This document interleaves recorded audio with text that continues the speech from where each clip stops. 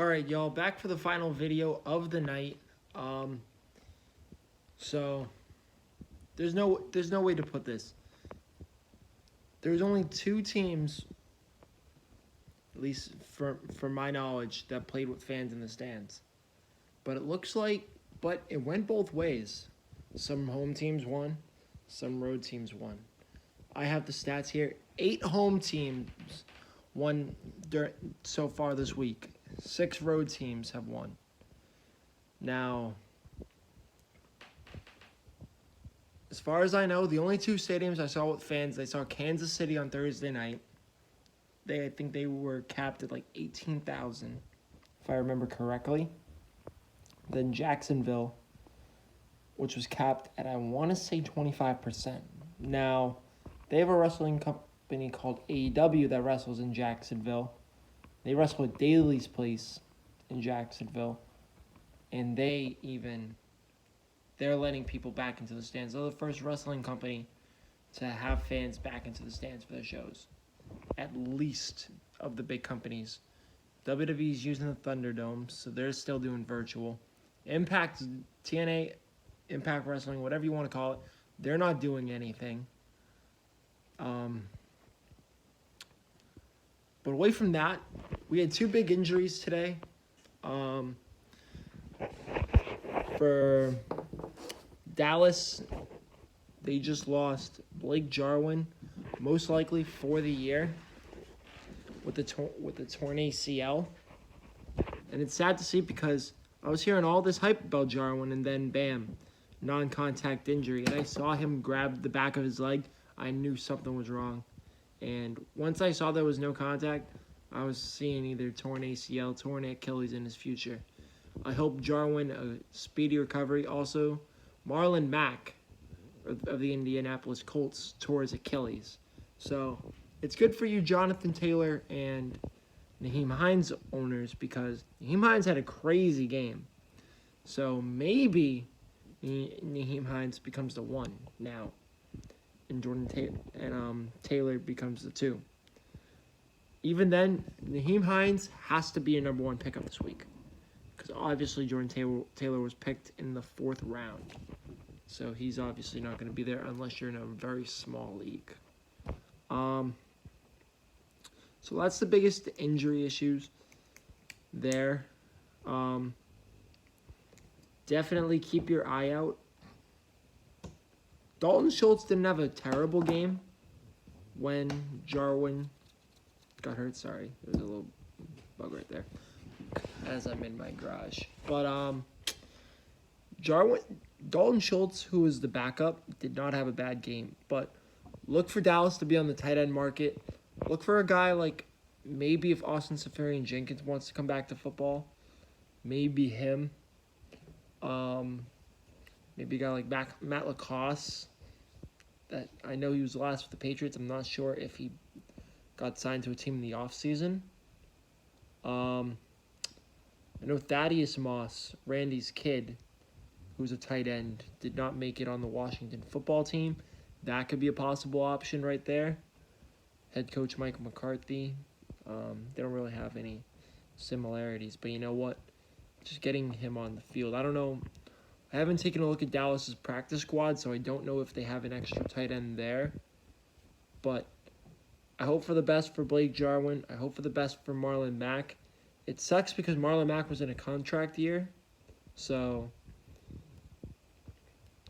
now you don't really know what his value is when he comes back. So it's almost like he's on Leonard Fournette's level, and he's on a prove-it deal, or like Cam Newton of my Patriots. This isn't the Cam jersey, though. This is my Tim Tebow jersey that I got when he was with us, when he was with the Patriots for a little while. But besides that, we got 2 games tomorrow night. The New York Giants face the Pittsburgh Steelers in a good one. Danny Dimes, Daniel Jones, and Saquon face Connor and the returning Big Ben Roethlisberger. We'll see if Juju's stock goes up again with Big Ben back, or if it stays where it is right now. I hope Juju goes back to his form. I didn't pick him this year because I know what he did last year. Now, I may regret it, and I may get away with it. So, we'll see what happens there. And then we got the Titans and the Broncos. We'll see how Ryan Tannehill and company keep. They had a really good season last year. I was gonna say keep their grind, but it's week 1, so it's not really a grind. But Titans and the Broncos, Ryan Tannehill and Derrick Henry versus Drew Lock in his first true season as the quarterback, as Joe Flacco was there for a little while before he had a nasty injury. Then Luke Lock came in, I want to say middle of the season. They deal with Melvin Gordon, who just signed over there. And then Philip Lindsay, who's back to being the 2. Like, if you trust this guy, stop bringing in guys to compete with him. Like, he was a Pro Bowler before he broke his wrist or sprained it or whatever he did to it that he couldn't play in the Pro Bowl. Philip Lindsay's good. He's a, like I've picked up Lindsay in the past, but right now this running back committee thing, I have him on a few teams, and I have Melvin Gordon on a few teams. I still got to see how Melvin Gordon fits into this team, because it's just, I don't know. I've never seen, like, I don't get a lot of Broncos games where I am, so usually I got to get lucky to get lucky maybe on Monday night, like I will tomorrow night. But I just got a notification on my phone saying that Leighton Vander Esch went from questionable to out. So he's probably looking at a few-week injury or maybe season-ending.